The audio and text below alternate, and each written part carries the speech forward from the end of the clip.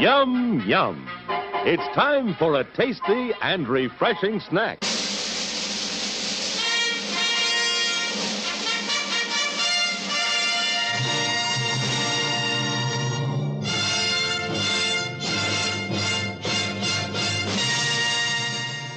You know who I can do without? I can do without the people in the video store. Which ones? All of them. They never rent quality flicks. They always pick the most intellectually devoid movie on the racks. And now, on with the show. Hey guys, welcome back to ThisWeekInGeek.net's Loose Cannon. I'm one of the Twig video store clerks this evening. I am Mike the Birdman, but I'm not alone as we return to Woodsboro after a brief break in the murder and mayhem. I'm joined by Twig video store clerk from the great state of New Jersey, Ken from This Anime. and of course, Twig regional video store manager and co-host of Do You Even Movie, David Denoyer, coming to you from Ohio. So Dave and Ken have been on the show before, obviously, and we've done rankings. Anytime we take on a long-running franchise, it does make a lot of sense for us to go back and kind of re-examine these movies. We've taken a look at these movies from 1 to 3 and 4 to 6. And now we've got 2 complete trilogies, but now it's time to bring these together. The last time we did something like this was for the Halloween franchise that we did sometime in 2024. And it only makes sense for us to come back and revisit this and do the Scream movies before, Scream 7 comes out in, I think 2026 as of this recording. That's when they're proposing it to come out. If it happens, not gonna lie, I'll kind of be surprised. They're going to start filming in a couple weeks as of I think they slated it for 2026. Yeah, I've got my reservations about this because now that I've seen the entirety of the Scream series, all 6 movies, I wonder where the series can go next and still remain somewhat fresh. So before we get into the rankings, let's just kind of talk about the Scream franchise as a whole now that we've kind of taken a look at it and we've all kind of marathoned these movies for the last little bit. I like this franchise more than what I remember doing, actually. It was a very nice, refreshing watch to take a look at how the series evolved in its writing, but also, as I discussed on one of our previous episodes, maybe got a little too deep with its own lore, when you try to one-up yourself by being clever each and every entry, every time you take a step, you have to be really careful you don't step on a landmine. And I kind of wonder if the series has potentially hit that point where one mistake brings down the entire house of cards. Because I think number 6 kind of left it in a very interesting point where if you wanted to leave things off, it wouldn't be the most satisfying ending, but it would be an ending of sorts. But then again, you don't have the conclusion of Sydney's story per se. You only got the fake out death with Gail, yet she survived. But, all the original Woodsboro murder material has been gathered in one shrine place. And, now that Tara has, or not, was it Tara? No, Sam has embraced her history as, the illegitimate daughter of Billy Loomis.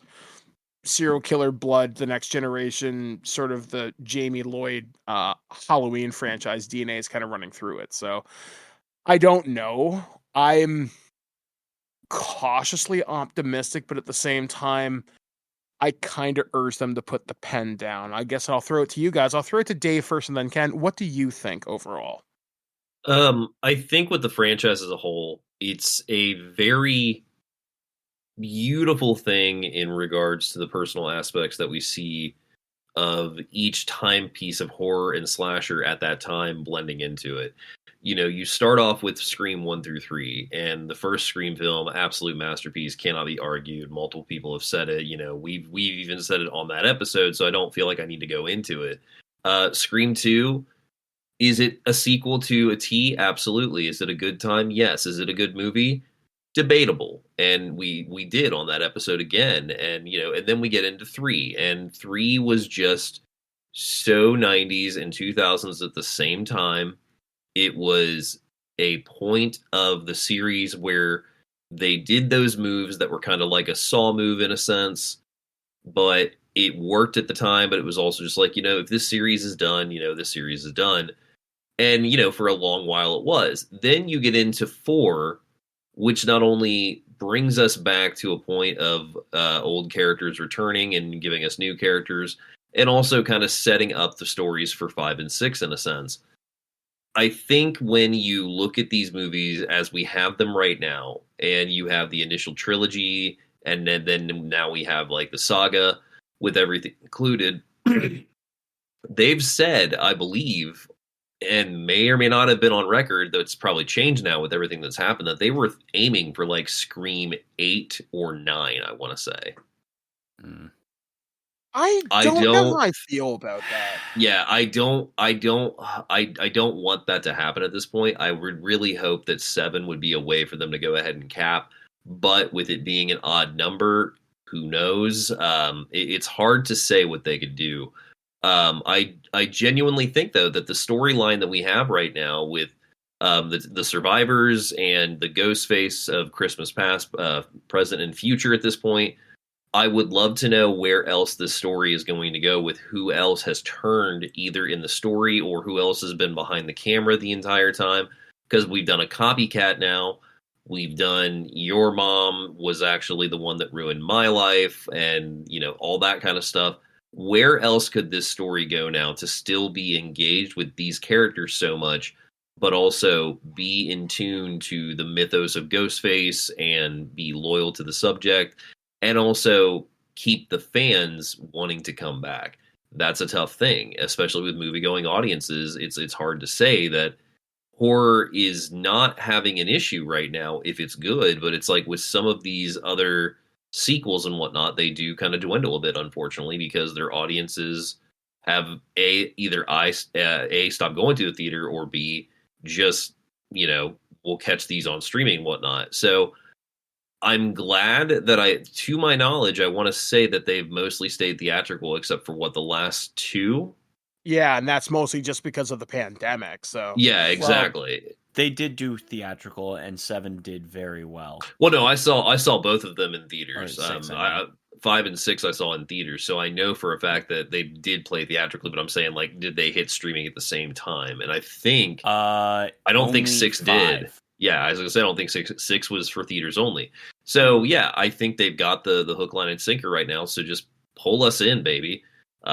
Give us, as these returning fans, something that we are going to want to keep in our rotation of these films when we watch them, but also not turn us away by making stupid decisions that franchises have in the past. And I'm not saying that like that would completely turn me off.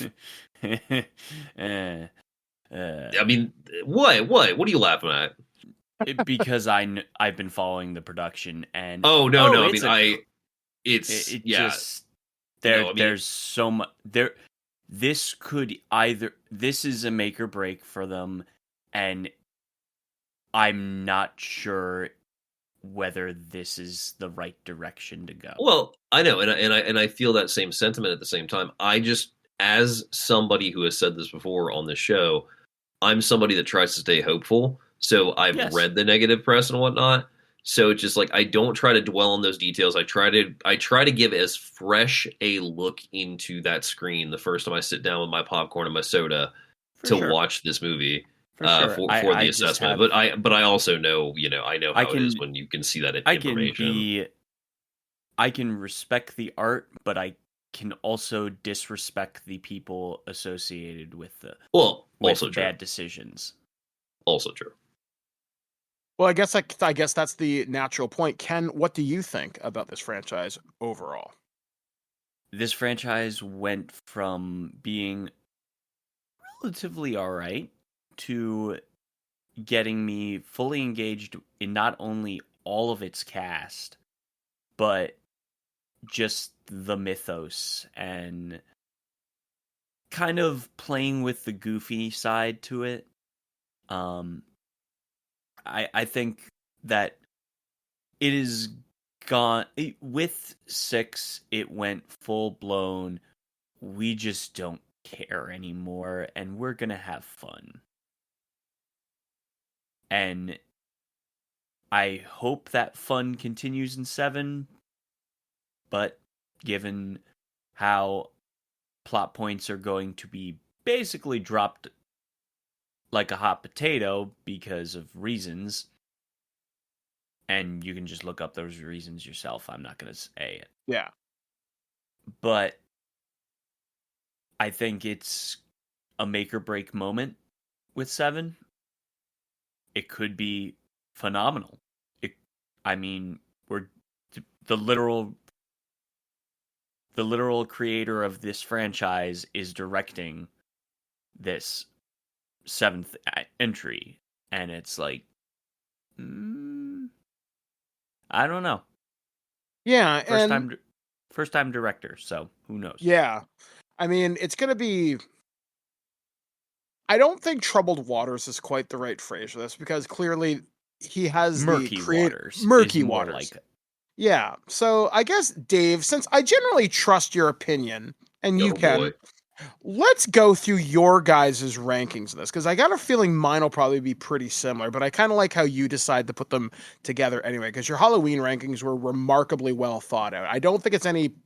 If I had to guess, Scream 1 is going to be number 1 anyway. Oh, well, I mean, yeah. Yeah. So let's go through your rankings. Let's kind of talk about each as we go through these 6 movies as it stands so far.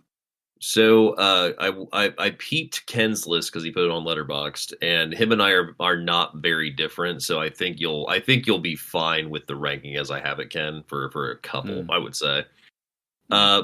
Kicking it off is the one that I have always loved, but also even when I saw it, knew it was kind of a bad movie. Scream 3 from 2000 on the nose, 1 hour and 56 minutes. It's just that conclusion point of that original trilogy, very Hollywood to the point of they like set it in Hollywood. It features like Hollywood cameos and jokes and whatnot. The reveal of Sydney's long lost brother being the killer was interesting to say the least, but it's a weak point in the series. Absolutely. I think the movie as a whole is a lot of fun.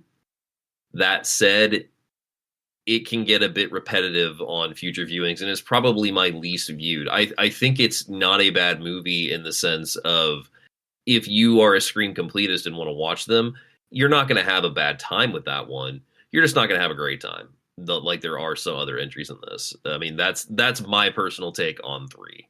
Yeah, like when I went back and rewatched 3 for our initial watch through for this one, there were parts of 3 I actually really liked. But if any movie feels like this had a lot of studio hands interfering with it, like this feels like the studio mandated conclusion. People had met in a boardroom saying, you know what, guys, if we're going to end it, let's try and end it here. But somebody in the back room said, but wait, maybe we can do something else. This just feels like the non-committal conclusion to something. Like there's enough things that are wrapped up in a neat little bow, but little Timmy just had to have one more helping of soup. And I don't know, like there are parts of this that are genuinely really enjoyable, but you're right. There are parts of this that just feel a little bit like, But yeah, it's the one that I think I've watched the least, and it's the one where I had the most problems with. But I don't hate it, but I don't love it.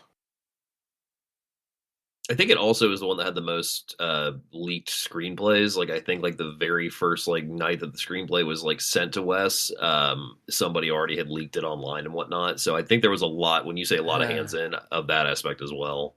Mm-hmm. Yeah. I did honestly 3 is the most forgettable for me. Yeah, I gotta agree with that. I can absolutely agree with that. And it feels weird too, because, you know, by the time you get to your 3rd entry, there should be something really awesome. 3 is typically, at least in my experience, like early on anyway, that's when a series either gets really interesting or jumps the shark. And what I mean by that is Nightmare on Elm Street. We got Jokey Freddy. We got cooler, new, dramatic kills. We got the Dream Warriors. Like that series got better at number 3 and is arguably the best in the series. Yeah. Friday the 13th Part 3, we get the hockey mask, and it was in Mhm. 3D. It's a gimmick movie. Child's Play Part Saw- 3, they killed yeah. Chucky. Yeah. I mean, Saw 3 is literally the way it ends is shocking. Yeah, absolutely. And, Return of the Halloween. Jedi. I was gonna say in Halloween 3, they just said throw the baby out with the bathwater. Well, we got what we got now. Yeah. So like threes it's either really good or it's really like, okay, we have to get out of this. And we come to an interesting point now in Hollywood because later on we would get a trilogy of movies that reeked of studio interference. Not quite related, but you'll see the point that I'm going to make here in just a second.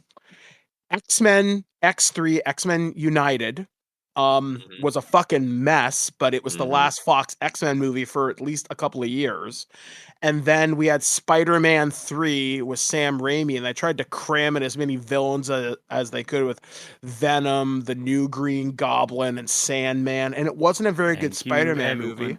Not the Thank first you, time Spider-Man everyone's 3's been hated. brought up in my day. Yeah. Yeah, It's but thank you, everyone's most hated producer, Avi Arad. Yeah, and and then that also kind of brings me to yet another movie produced by him. You look at Blade Trinity. The first two Blade movies Mhm. are awesome, and then Blade 3, as much as everybody likes Ryan Reynolds, that movie's a fucking mess. I'm due for a rewatch on it. I'm not saying that I would completely be like, actually, guys, we've been wrong about Blade Trinity. No, it is notoriously bad. I have seen it before. What I was very curious on a reassess though is how it plays watching two so close together, with three, because I don't think I've ever watched Trinity as a 1, 2, 3, had a straight up marathon. So Mhm. Trinity's not very fresh in my brain. Yeah, same. So I guess there goes our ranking of Scream 3. You are the bottom of the Woodsboro body pile. What is next in our Body cinematic count killer? stacks up. Yes, body count stacks up at number 5 with unfortunately I hate doing it because I'm genuinely a fan of this movie, but we have to go with 1997's Scream 2, in my opinion. The original sequels, while they are still great, you can still watch them and whatnot, they are very weak, and there's a lot of excess in 2 that kind of takes away, I feel like, from the general story and feel of a Scream movie. There's a lot of Dawson's Creek drama worked in, it feels like, on a reassess and rewatch. The opening kill, amazing. The buildup of kills through the movie, decent. When we get to the reveal of Mrs. Loomis and Mickey, played by Timothy Olyphant, and you find out that Timothy has this whole idea that he's going to have this big trial, and she betrays him, and then turns totally psycho. Again, I watched Roseanne. I've seen her in multiple things. Her name's blanking on me right now. Laurie Metcalf? Laurie Metcalf, thank you. I've seen her in multiple things, and she is a great actress. But we talked about it on the episodes. There's a certain point with some of these people in their performances of being a psycho that nail it and are a bit over the top. And she's fun, but she's not one of the best Ghostface reveals. And I feel like on future watch on more watches and everything, recent watches, you can really see that Mickey is totally a red herring the entire time, but not a red herring because he's this killer staring you in the face. We don't really get any more insight into him except for a couple things. And then at the very end of the movie, he appears. It just feels kind of ham-boned in a bit, is the best way I can say it.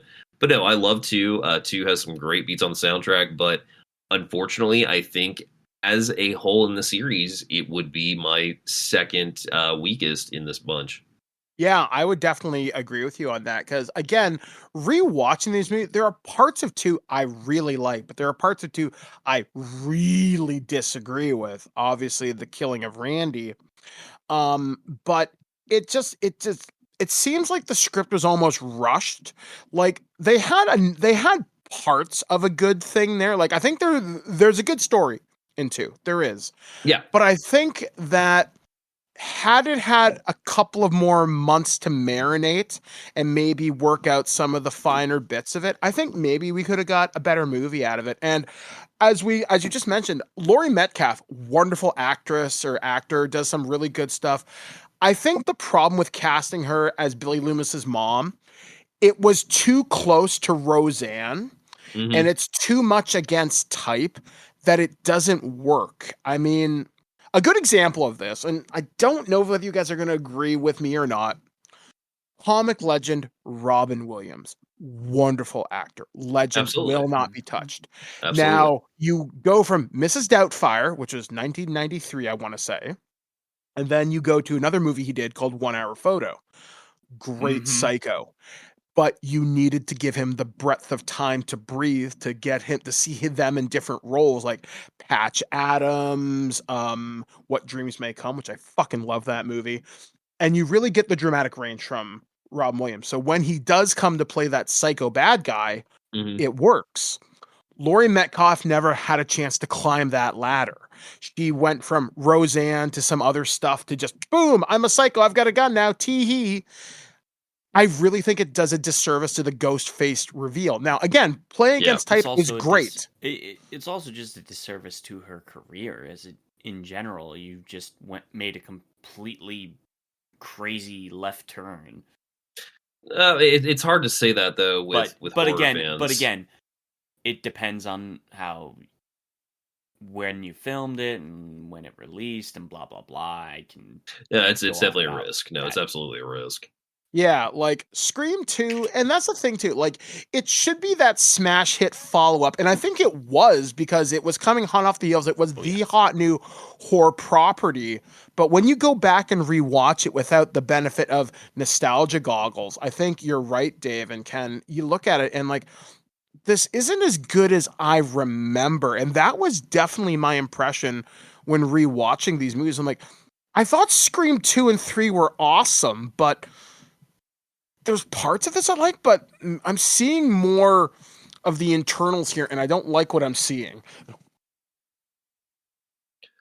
Yeah, I think also it's worth mentioning that it on top of being it like with Scream 3, which is forgettable, Scream 2 has a sense that it is again that like it feels so sequely.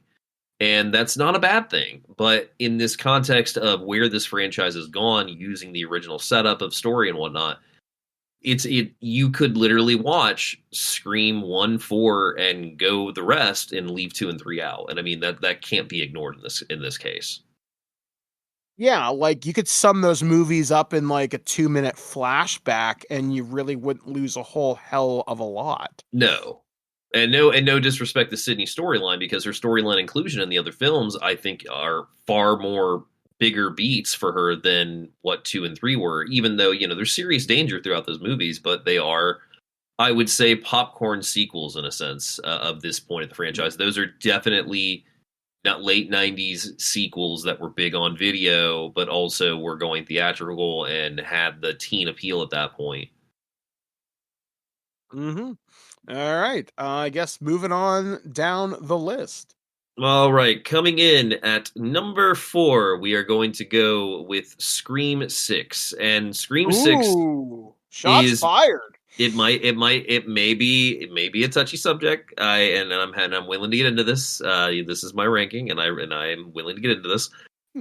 It's not it's not a weak movie. It's a very good entry into this newer series that we have going on with the legacy and everything, and Sam and all that stuff. 6 was very, very fun on a rewatch recently. A recent rewatch that I had not seen since the first time in theaters. So I've seen it twice now. I'm very excited to revisit it whenever I get around to it next because I had a lot of fun with it, more so than I had in theaters. And I'm not basing that experience off of this ranking, more so going back to it.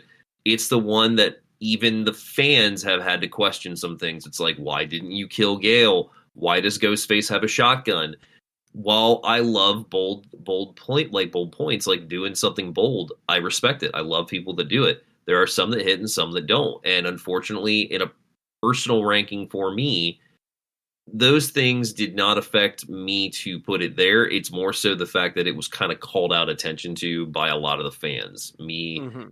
being included in that in this sense. So I think 6 is a lot of fun, though. I think it has some really brutal kills that, like, probably some of the bloodiest in the entire series, I would say.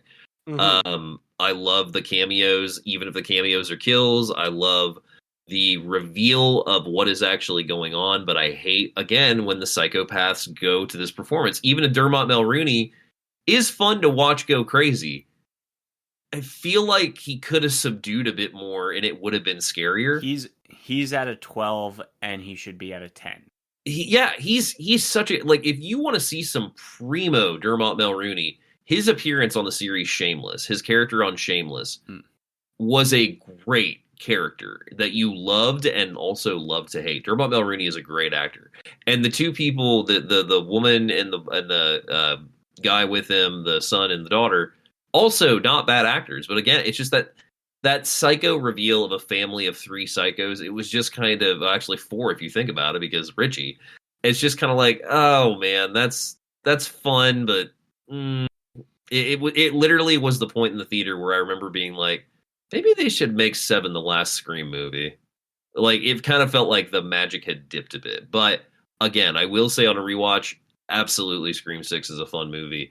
I think as we move up in the list here, that's what I'm absolutely saying with this. So 6 is kind of starting that this is the great ones, but this is the ranking of them right now. Yeah, I think for me, it's with 6 is I care about every single character in the movie, including our villains, and I'm just eating up all of that. Yeah, the scenery's great too. And I think that's why I rank it a little higher than you. You did. I'm aware of that. Yeah, for me, I'm kind of in the same spot as Ken. Like, I ranked this one very high on my personal list, and I think the reason is I like how you could take this series out of Woodsboro and it works. The change of scenery, I think, is great. The setup is, I also think, pretty cool too, in the fact that yes, they're continuing on with what happened with Jack Quaid's character from Scream 5. I like how it's the dad, the brother, and the sister. I think that's pretty cool. I really kind of like that. I like the fact how there's this shrine dedicated to all of them. It's a little weird, but I kind of dig it. Bringing back Kirby, I thought was kind of a neat idea, even though she was like the red herring. Kirby's return is phenomenal. I will add that. And I will add with the reveal, it feels like one of those reveals that is just, this is crazy, this is cool, but this is a little unbelievable. Like the shrine and everything was just like, you're telling me that, but at the same time, again, it's a movie and I have to keep that in mind. But yeah, I am not saying I am right, and I'm not saying you guys are wrong. I think honestly it could move up further in the list, but we'll see why it's where it's at with my next one when we get to it. Yeah, I guess my closing thought on this one is I like everything in this. If I did have some critiques about it, though, I care about the core 4 that came back from Woodsboro. I really want to see their story. I didn't care so much about Mindy's girlfriend, but she, bites the dust anyway. The kills are getting significantly more graphic. Not quite the Terrifier levels yet, though. We'll see what happens next. Opening Samara Weaving kill is probably one of the most excited I have been at the start of a film in theaters in a while, because it was just like, holy shit, they're doing this. Yeah, and then leading into that fridge reveal. The fridge, the inside the fridge itself is just one of the best openings. Yes. I mean, and it kind of sets the tone when they kill Jason, I think his name is. And Ghostface says, "Who gives a fuck about movies?" as you heard during my intro for the last show. And I was like, that kind of sets the tone, because now we're moving away from the killers wanting to become famous. This feels more like this is genuinely motivated by revenge. So the plot is starting to change and evolve here. But now we're kind of moving away from I feel anyway, the meta commentary on horror, where you could look at each horror movie as revisiting rules and blah, blah, blah. Here are the rules of Survivor Recall and everything. I don't recall a scene like that in this, or at least if it was, it feels like it just kind of blew by. Whereas every movie has a distinct talk about the rules scene. In Scream 6, I don't recall that. And I think that's a problem. But then again, my final thought on this is, if this was a conclusion for the series, for the franchise, until its inevitable reboot when we're all like 70 years old, it kind of works and kind of doesn't. When Sam and Tara walk away on the street in front of the shrine and they leave the Ghostface mask on the ground as sort of a goodbye to Ghostface, could that work? Yes. Is it Hollywood schmaltzy? Yes. But at the same time, you've left Gale alive. But this is where I think the franchise gets into a bit of a problem. If you kill Gale in this movie, it's predictable because Dewey died in the last one. But if you don't kill her, so again, there's something about her not dying that doesn't sit quite right with me. Like, I'm not going to say conspiracy theory, Courtney Cox said you can't kill me, but with Nev Campbell not being in this and getting a throwaway line or whatever, like, okay, who gives a shit? But not killing Gale was a risk. And now with Scream 7 on the horizon, what does that mean, if anything? So will she return to the franchise is my question. Yeah, exactly. So we're going to have to wait and see. So again, moving on to the upper echelons of this list, where do we find ourselves now? So get your pitchforks ready, I think, Ken, if I remember your list correctly, because that means in spot number 3, 2011 Scream 4. And I rank Scream 4 high. My main issue with Scream 4 is I care zero about pretty much all the new cast. But Okay. then what? But if you like 6, then that means you have to enjoy Kirby, who is introduced in 4. Kirby is probably the only one, but that's more the actress than it is the character. Understandable. I can see that. Way they took her character into 6 is actually fun. I like that aspect. Mm-hmm. I remember, you got to keep in mind, this is 11 years after Scream 3. So we get Scream 3 and then we wait a decade for Scream 4 to come out. And once again, I remember being in the theater. I remember being so excited because it was just like they had that trailer out. You knew who was back. Yes, there is a lot of hokey humor in this one, but in that same sense that I feel like it does have that spirit of Wes Craven on it, and being his final film, you gotta give credit where credit is due. If we had ended here for it, if we had ended here, I would have been okay, to be honest. Like I can't say that that doesn't give any disrespect to what we have gotten in the last few years, but this is a good closing point for me. So if you think of it in that standpoint, yes, it works. It works as that, but as thinking it as the ranking in the franchise, I feel like it has Wes' spirit the most out of the 4 he shot. I feel like this is a big one. You can feel his touch on this movie, just even with the soundtracks that they bring back, with the hero story we have, and I thought the original concept, I guess you could say, that was believable was social media creating monsters to do these kind of things, and we've seen that reflected now. And it was kind of happening then too, but we've seen it heavily reflected now that people will do that kind of thing. So in that sense, I feel like you have to include it just from the idea of what it brought to the table for the killers. Yes, maybe the reveals aren't the strongest. I like Emma Roberts in regards to this movie as a person and an actress. I'm not a huge fan. I like her in certain movies. This is one of them because I could believe that she could be this kind of person because I've seen her act this way to certain people in videos that have popped up. But I digress. I think Scream 4 is a lot of fun. I think it's a return to formula that we waited a decade for, that we didn't even know if we were ever going to get, because once again, kind of like we're dealing with 7 right now, it's been locked in that limbo and had some troubles. So, we didn't know what was going to happen, given we're getting it quicker than we would, for the Scream 3 to 4 jump. But I don't know. It feels like one of those movies that's important to the franchise because it extends Sidney and Gale and Dewey's story. It also brings closure to their characters to make them stronger, which is what works them into the next movie, which, obviously is going to be one of the future ones that I'm going to list too. So, I feel like it's a great setup and also a great inclusion with that spirit of West that's all over it. It's a fun one. The only things that you can point out are the hokey humor, like especially with the opening that has, what is it, 5 fake outs or 4 fake outs? Yeah, something like that. But overall, it's one that every time I return, I love it more and more each time. So I feel like I have to put it in that top 3 because it is one that I do revisit a lot, and every time I revisit it, there's a freaking extended cut of it that I've seen once, but I really like it. And it shows them getting to the crime scene of the original kill, like when it says I'm already in the house. That those 2 girls that get killed, it goes to their crime scene with Dewey and Deputy Judy. So yeah, I mean, there's a lot there that people may or may not have seen, but overall, as a movie, I think it's very enjoyable. That's why I put it in the top 3. I think for me, I would flip this and 6 for me, and the main reason is I really like aspects of 4. The problem is for me, I don't think there's a lot of characters outside of the core that I care about. I like Kirby, but I'm with Ken.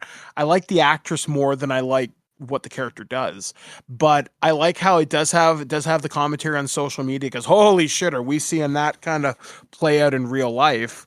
It's also got one of my all-time favorite set pieces and settings, which is the stab fest. I mean, the stab fest introduction and inclusion. I love the scenes at stab fest. Yeah, like I do think that's cool, and I like how they did take a shot at Gale. Like that was probably the second time she's come close to going out in this franchise. Like it does do some really good things with it. I really do like it. I'm not much for the killer reveal in this. I get it with like, everybody was Sydney, oh Sydney, oh Sydney. I get that.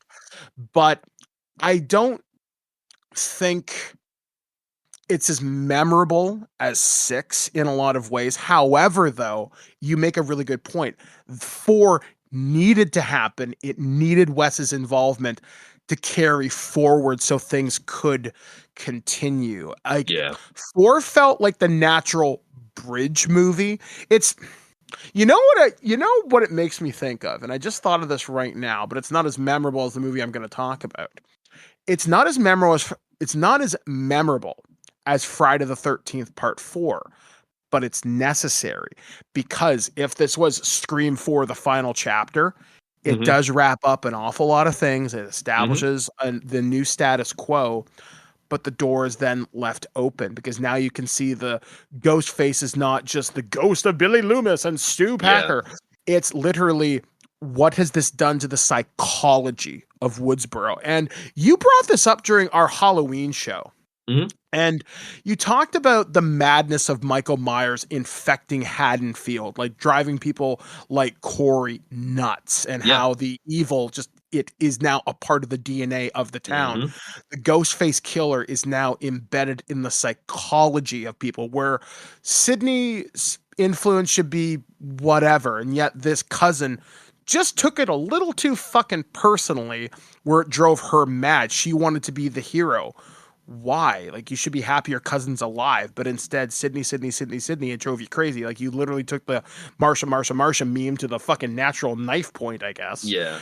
But this sequel needed to happen to keep the franchise going, but I don't feel there's a lot of super memorable things out of it outside of Hayden Panettiere, Stab Fest, and the social media thing. Yeah. I can't recall many of the kills outside of the kid with the headset who gets stabbed on the front lawn saying, but I'm gay, and the head tilt. That's the only kill I clearly remember.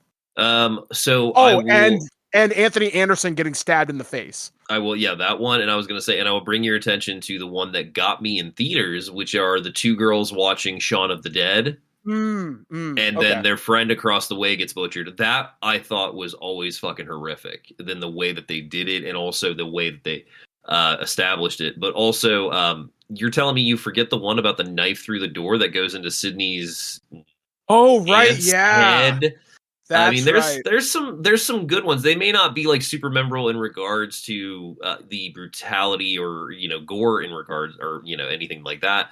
But I don't know. I mean, again, I've watched it a lot, so I mean, I do have those fresh in my brain. But Mhm. yeah, I mean, one could argue 4 and 6 could easily be flipped around, and that's what I'm saying. Mhm. Like, I think on future watches it may get dropped. I don't know. I just Yeah. know that I've always really loved 4, so Mhm. that's why it's got to be in that top 3. All right. Bring All us right, home, buddy. moving us into spot 2 from 2022, Scream, aka Five Cream. 25 years after the streak of the brutal kills, we are back to basics. We're back to Woodsboro. We are with the family people that we met that were in 4. So like Deputy Judy is back, and you have this whole sense of something is not right with this, even when though we have these new batch of characters.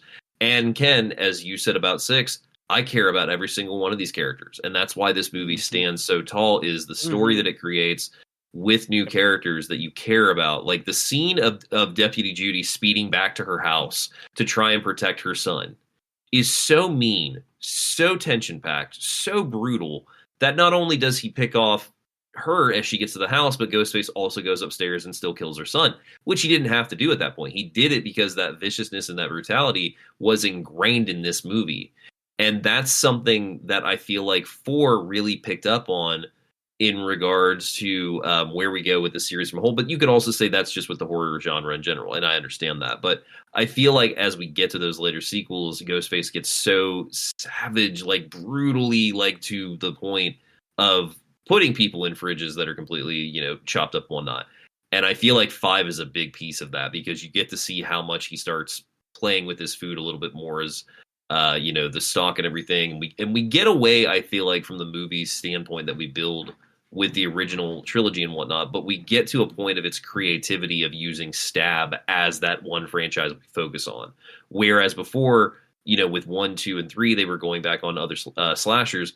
5 hones in on what the Stab franchise has done for this small town that got famous because of its brutal murders. And it's these characters that are great. The kills are so freaking memorable, especially killing Deputy Dewey. I mean, come on, man.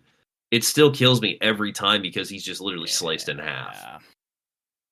And again, no, go ahead. I was going to say 5 was to me the rebirth of this franchise. Yes. This franchise, I felt after 4, I hate to say low point, but after 4, I was like, eh. But when I saw Scream 5, I actually got excited again.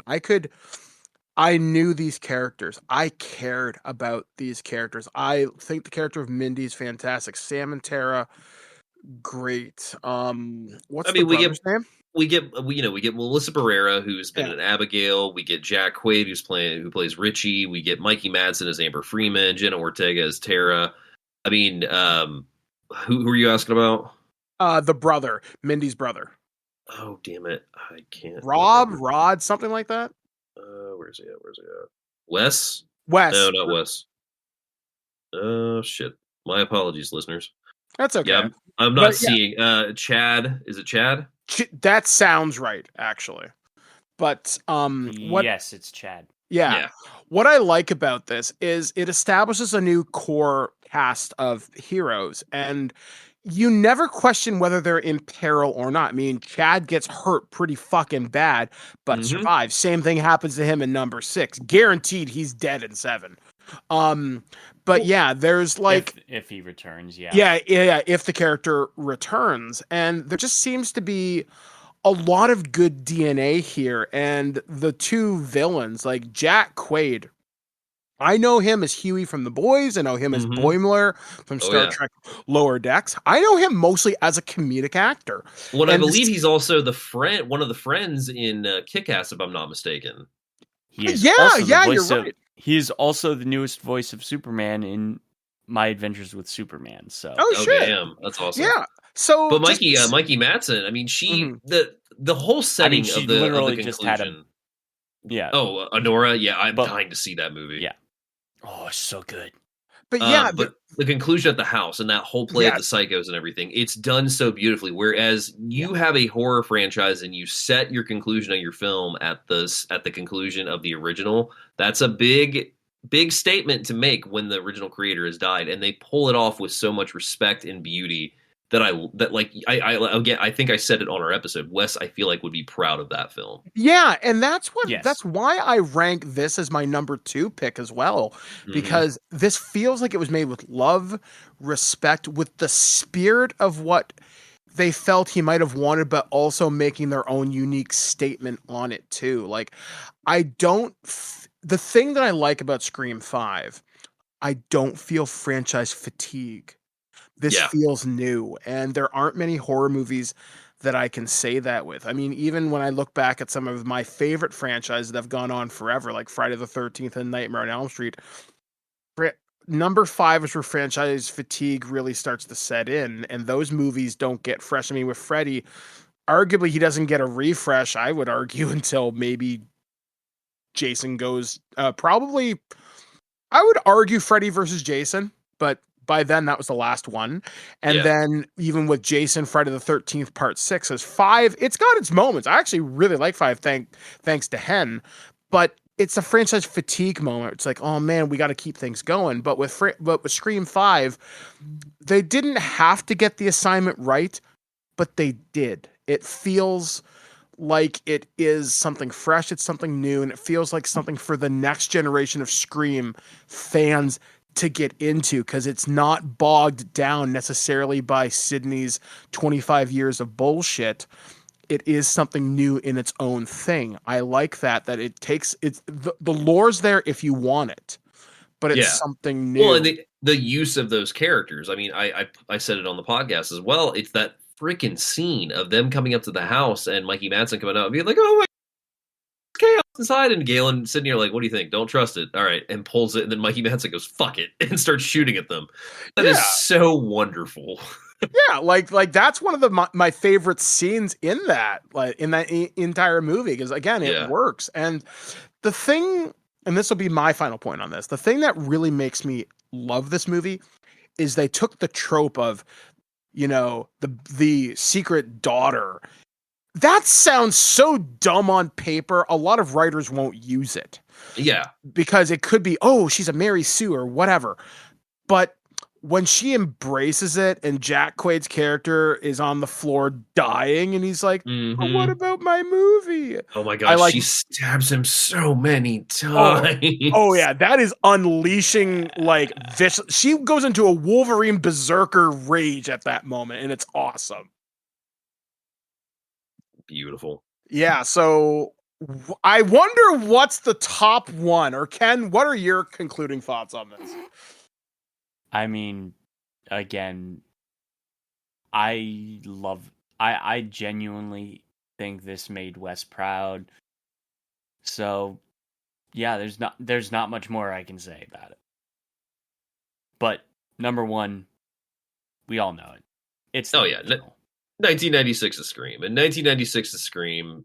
I mean, we've said it so much already, and this I'll wrap this up on my end and throw it back to you, Ken. I think the Scream franchise as a whole started with this film, obviously, both chronologically and just in the idea of the mythos that you have a killer that is not only aware of pop culture, but knows you're aware of pop culture, and that makes you a target. That was the initial idea. And then because of that, they know your every move because they know you watch the same movies that they've studied at this point. You're the prey. Anybody that doesn't pick up on that concept as thinking it is brilliant, I can't fathom that, because that's just taking a core value of your horror fans and being like, but what if you had to use that to survive?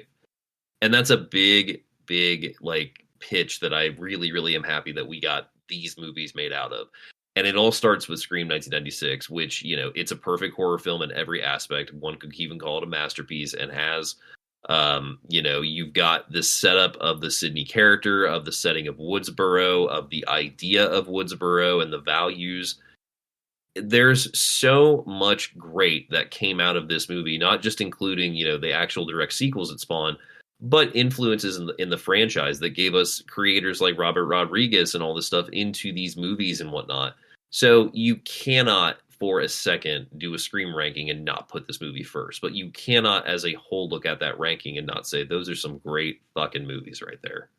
Yeah, like the thing that I love about the first Scream movie is that it is the perfect gateway movie for Hmm. a person to get in the horror. It's accessible. It's violent without being over indulgent. It's clever without liking the smell of its own farts. And it's fun. And not many movies can really claim that to be fun. I mean, yeah, there's some fun horror movies from the 1990s. Like we've got, I Know What You Did Last Summer, The Faculty. A lot of those Disturbing movies, behavior. I disturbing mean, yeah, behavior. there's a lot. There's a lot you go into. But with Scream, it tickled the right fancies because it wants you to respect the horror genre as a whole. But it feels, I would call Scream the study buddy. And what I mean by that is this is a movie you could sit down with your date or a family member or whoever, and you could have fun with this. And they'll be like, oh, what does that reference? Well, that references Friday the 13th or Michael Myers or whatever. You could have some fun with that too. Like I could literally see this to throw myself back into the 1990s. This was a great date movie for me and my girlfriend at the time. And I'm not just saying that out of sense of nostalgia. It's the fact that I knew the horror genre so well and she didn't. And we both enjoyed this. And this kind of brought us closer together. So you don't get very many movies that act as the love letter to the longtime people and something that's open and new and accessible for people who want to come into your playground and learn why you're so excited. Like, you're not wrong, Dave, when you say this movie is a masterpiece. It is. And it really made a statement on the horror franchise. Like, not everything has to be blood, gore, and guts. It can have those elements into it, but it has to be Absolutely. fun. It has to be smart. And above all, it has to be welcoming to new people to the genre without there's no gatekeeping bullshit here. And Yeah. that's what I love about it. It's pretty. I can. There's not much else to say other than this is number one with a bullet, and there's not much you can say other than you can't beat the original. Yeah, you really can't. So as we begin to wrap this up, I guess we'll kind of share what we want to see going forward from the franchise, and then we'll kind of wrap things up and kind of get out of here for the evening. I'll let you guys percolate on this so you can form your thoughts. Because I've been thinking a lot about this over the last couple of days. What I want from this franchise is I want you to go out on a high note. And the problem with that is I see several. Number one, if a franchise makes money, they're going to keep doing it. They're going to keep dragging out the same old song and dance until we're exhausted. Franchise fatigue. I think if that gets to happen to this franchise, I think that would make Wes's legacy a little bit diminished because this franchise could have easily done that. And I think for the most part, it's avoided it because it almost happened twice with Scream 3 and 4. But 5 revitalized it, and 6 got people excited still that they made a 7. So there's something there, but there's still money to be made out of this. What I want out of 7 is I want a killer whose motivations make sense. But I don't want it to be so cliched where Gail has went nuts or Sydney's went nuts. I want this to be like the moment where the finality has come to town. And this is going to sound weird because Dave's going to be like, what the fuck? I want this to be Halloween Ends. And what I mean that is I want the evil that has conquered Woodsboro for so long to finally be gone. I want this town to heal. I want Sydney to go either die knowing she's destroyed this once and for all, or I want the Ghostface legacy to be truly dead and buried. And if you want to reboot this in 15 or 20 years, be my guest. But I feel like these characters, these actors, they've served their time. It's now time for them to walk out and take their final bow. but I want it to be on such a high note where no one can dispute that. And that's my worry, but that's also my hope. I don't know. Like, for the love of God, please don't do something stupid. That's what I'm so afraid of. And now with Ken mentioning all the problems behind production, we've lost one of the major new elements to this, which I don't know what that's going to do for scripting. But if this series has proven anything, there are very smart people writing it and very smart people who know how to get around things. So maybe it won't be so bad. So I guess I'll throw it to you guys. What do you guys want? Ken, I'll start with you. And then Dave, you're going to bring us home. I would be happy if 7's the end of it. If we end on 7, that would be very nice. However, it probably will never end on 7 because these last 2 films have made so much money for so little of a budget that there's no way. It's just not happening because money. And I think the best thing I can think of for it is to give Gale, give Sydney a proper send-off, whether that be through death or whether that be through living through this all and being done, officially done. There is no way you can bring these characters back in any way, shape, or form. Even if you dig up Ghostface in another decade or so. Just don't bring them back. Ever again. And that is my hope for 7. Dave, what about you, buddy?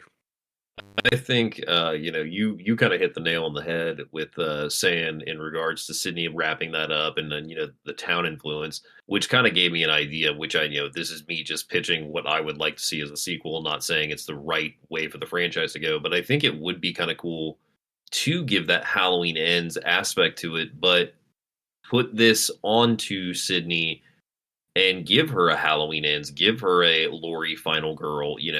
I'm not saying maybe the two are vastly compared on their range in the films or whatnot, but I feel like if there's anybody that has had more basis to become a survivor and has proven it in these films, Sidney Prescott's up there. Sidney Prescott, of course I'm Sidney Prescott, I care. Of course I'm Sidney Prescott, I have a gun. So that whole thing. Have Sydney relocate to Woodsboro. Start her family, or have to move her family back or something, or maybe she has to take care of something. I don't know, but you could almost have a sense of Ghostface's return to Woodsboro because Sydney is back, but then it's something in regards to the people of Woodsboro actually turning against her and them being Ghostface in itself, like a Halloween Ends thing, like you said, but flip it in the sense of the town being evil, not being distraught by evil. So I think that would be a cool way for it to go. However, if I had to predict where they're going to go with it, they're probably going to extend the Sam and Tara storyline a bit. I don't know what they're going to do exactly with those characters at this point that could bring more menace into their lives, but who knows? I mean, Billy Loomis thing, they've been bringing it, and Matthew Lillard has said also several times that he would love to come back. And I think if they really wanted to, they could probably do a return of Billy and Stu somehow. I don't know how, but Hollywood would probably figure it out. And I'm not saying that's a good idea or that I approve of it, but if we're talking about where this franchise would go, we have seen Beetlejuice, for example. There's a lot of nostalgia still there for these movies, and if they want to grab audiences, they may lean hard on the original, and then that's where it might get a bit disgraceful.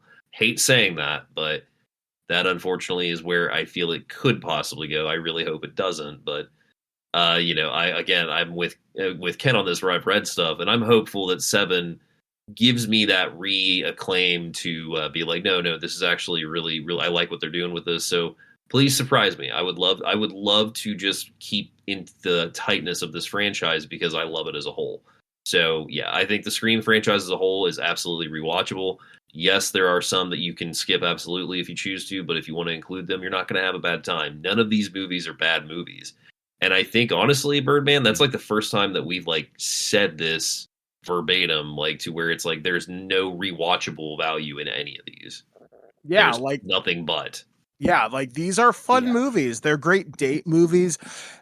To a certain extent, they're even bingeable. I mean, you could hold your own stab-a-thon if you really wanted to. And I think Yeah. that's something that you don't see too many movies really kind of get to. I mean, yeah, the first three can be the first two sequels can be a little rough, but once you get past those, you're still going to have a fantastic time. So, guys, it has been a fantastic time ranking all these. We're going to do multiple franchises this year. We're going to be taking a look at so many different things. Maybe we're going to move away from the murder and mayhem for a little while, but we'll try and have something a little bit more Boo. fun. Boo. Boo. But yeah, guys, we've got a lot of great stuff coming up here on Loose Cannon. So once again, thank you for joining us here on the show. Once again, be sure to interact with us. Feedback at thisweekingeek.net. We also have new social media accounts. You can find us on Blue Sky, as we're not using Twitter much anymore, though the page still exists for marketing purposes. So be sure to follow us over there. So once again, guys, it's going to be a fantastic time here on Loose Cannon. So from New Jersey, we have been Ken from This Anime.